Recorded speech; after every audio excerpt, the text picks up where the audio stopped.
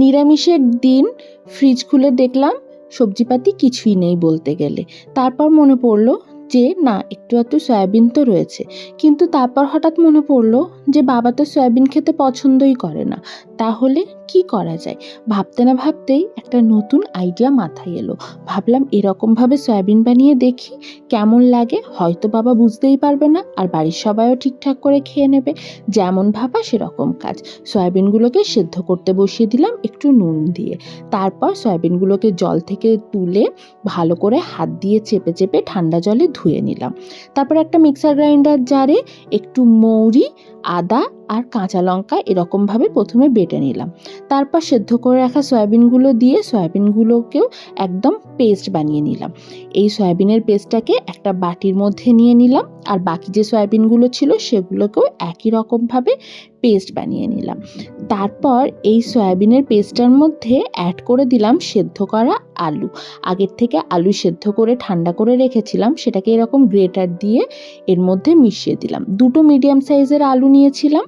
আলুটা মেশানোর পর এর মধ্যে দিয়ে দিলাম স্বাদ মতো নুন, একটু ভাজা মশলার গুঁড়ো, একটু ঝাল লঙ্কার গুঁড়ো, অল্প একটু ধনে গুঁড়ো, একটু হলুদ আর অল্প একটু চাট মশলা, সাথে সামান্য একটু চিনি দিলাম, আর বাইন্ডিংয়ের জন্য দিলাম ময়দা 2 চামচ। তারপর ভালো করে এই সমস্ত কিছু একসাথে মিশিয়ে একটা ডোয়ের মতো রেডি করে নিলাম। ডোটা তো রেডি হয়ে গেল।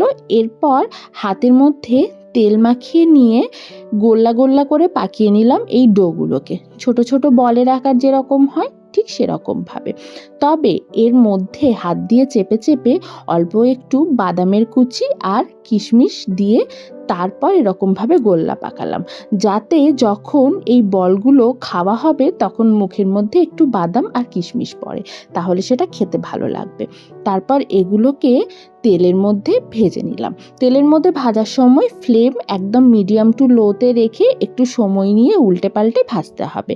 বেশ এরকম লাল লাল করে সমস্ত বলগুলোকে এরকমভাবে ভেজে নিতে হবে। তাহলেই সয়াবিনের যে কোফতাটা রেডি করছিলাম সেটা রেডি হয়ে যাবে। সয়াবিনের কোফতাটা রেডি হয়ে গেলে এরপর গ্রেভিটা বানানোর পালা। গ্রেভি বানানোর জন্য প্রথমেই কড়াইয়ে যে তেলটা ছিল সেই তেলটা খানিকটা তুলে রাখলাম, কারণ এতটা তেল প্রয়োজন পড়বে না। তারপর ওই তেলের মধ্যেই দিয়ে দিলাম ফোড়নে গোটা গরম মশলা, 3টের মতো এলাচ, 5-6টা লবঙ্গ আর অল্প একটু দারচিনি।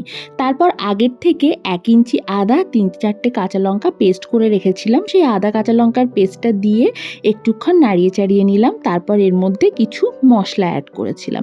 মশলার মধ্যে দিয়েছিলাম কাশ্মীরি লঙ্কার গুঁড়ো, একটু জিরে গুঁড়ো, সামান্য একটু ধনে গুঁড়ো আর একটু নুনও দিয়েছিলাম স্বাদ মতো, কিন্তু সেটা কোনো কারণে ভিডিওটা ওঠেনি, স্কিপ হয়ে গেছে। তারপর এর মধ্যে দিয়ে দিলাম কাজু বাদাম বাটা। কাজু বাদাম বাটাটা দিয়ে ভালো করে এটাকে এরকমভাবে নাড়িয়ে চাড়িয়ে কষিয়ে নিতে হবে। মাঝে মিষ্টির জন্য দিয়ে দিয়েছিলাম 2টো বাতাসা আর অল্প একটু গরম মশলার গুঁড়োও দিয়েছিলাম।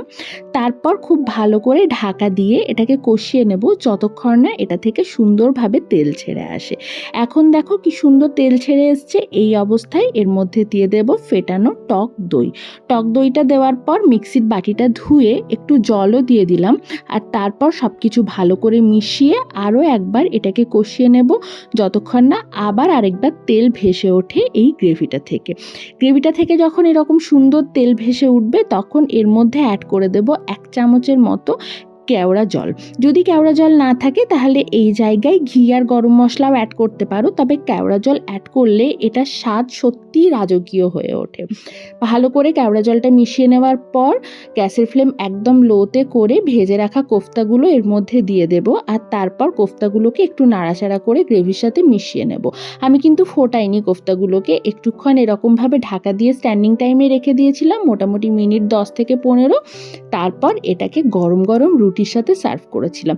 সত্যি বলছি, বাবা কেন কেউই বুঝতে পারিনি যে এই কোফতাটা আমি সয়াবিন দিয়ে বানিয়েছি। খেতে এতটাই দুর্দান্ত হয়েছিল। তোমরাও কখনো অবশ্যই বাড়িতে একবার ট্রাই করে দেখো, আর যদি ভালো লাগে তাহলে পাশে থেকো। চলো আজ এটুকুই, ফিরে আসবো অন্য কোনো রেসিপি নিয়ে। টাটা।